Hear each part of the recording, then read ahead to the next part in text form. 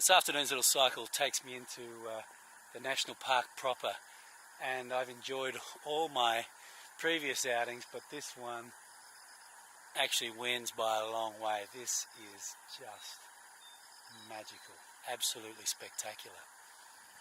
And at this time, after an incredible storm, it's blissfully mellow as well.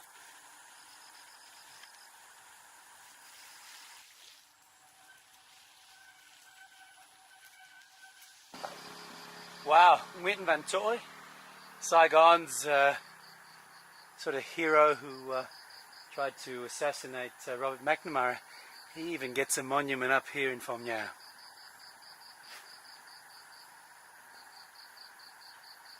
Isn't that just gorgeous?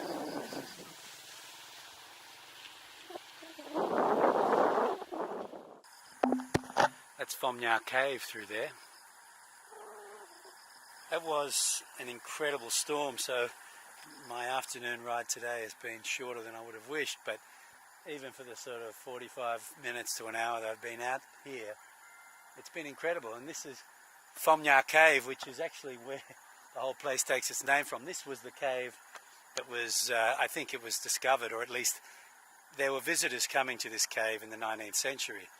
Most of the caves that are now very famous, Paradise Cave, Sundong and others, are actually only recent discoveries. They've only been on the map for the last less than a decade. When I was last here 6 years ago, it still wasn't possible to visit Sundong Cave. So those $3,000 a head tours didn't even exist.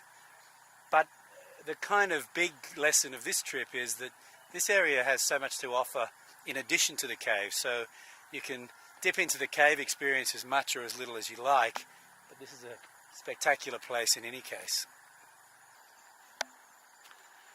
I have one of Vietnam's most beautiful sunsets to myself.